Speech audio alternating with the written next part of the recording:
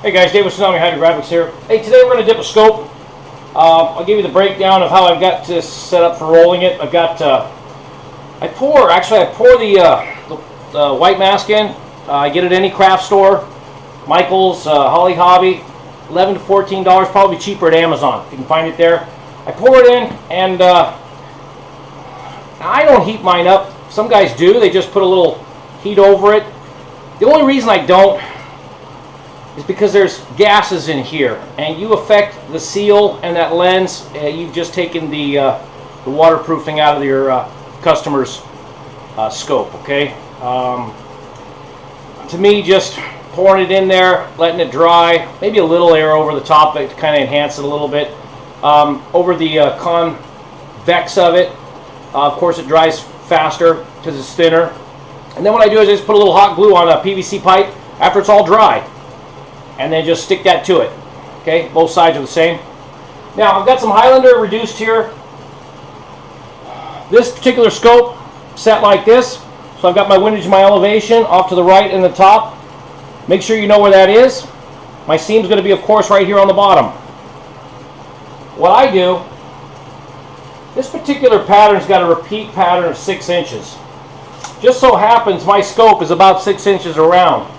So what I'm going to shoot for in trying to get the best seam is to try to hit that pattern from start to finish.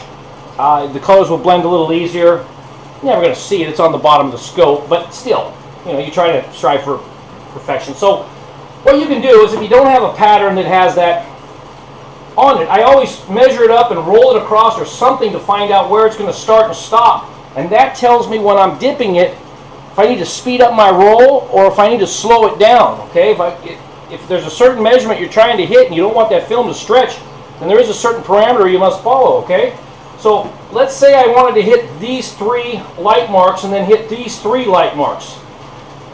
So if this was a film that didn't, just use my Sharpie on that side, so when it goes in the water I can see that. And then over here I'm going to hit my Sharpie over here, and that's where I want to stop. Okay, once I get my activator on there, I'll be able to see those little rascals. Now when I go in, I'm going to go in at an angle, of course, and I'm going to come down and try to hit my seam so that it's going to pull in a little bit. Okay, so I'm going to be up ahead of it a little bit from my line. I'm not going to go in right at the line. I want it to roll this light area here right up in the center here. Okay, so I'm probably going to start roughly about right there. Roll it nice and slow, and then try to get to my finish over here. Okay. One more thing, and I'll move the camera here and show you guys. Hold on 1 second with me. Alright, so I've got my film in the water. I've got my marks on it. I know my starting point, okay? It's going to be across this bottom right here. So the scope's going to be sitting like this. There's my bottom point. So I want to go in, roughly in front of my marks there, and just roll it easy. And what I wanted to show you guys was the mirror. When you get rolling around, sometimes you can't see. This particular one I can actually kind of go slow enough to see, but I can definitely see it easier over there. This is kind of a shot from what I'm seeing that you guys are seeing right now, okay? So let me activate this and dip this for you.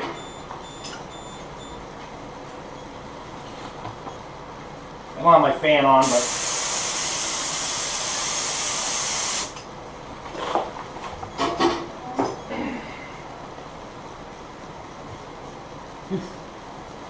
okay.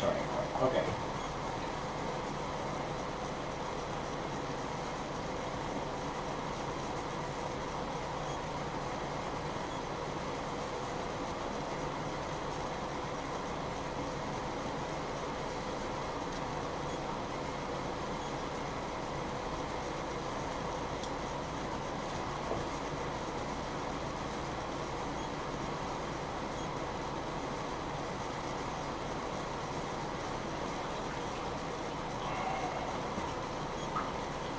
Okay, guys.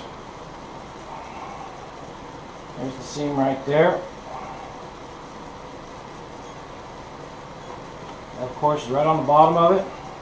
Maybe a little bit over, but it'll sit like that, and that's what you'll see right there.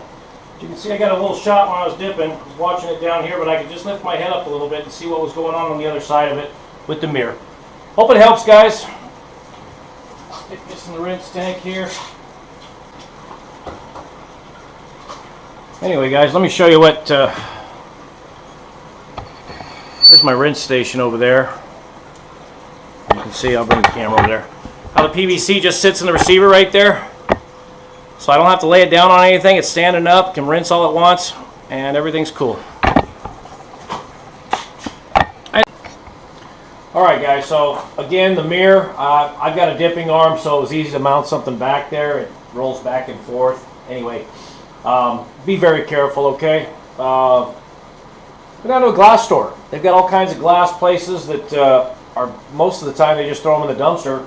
But find one that's broken, they'll give it to you, okay? You don't have to spend any money on that there. But make sure you've got it glued to something sturdy, okay? That there is pegboard.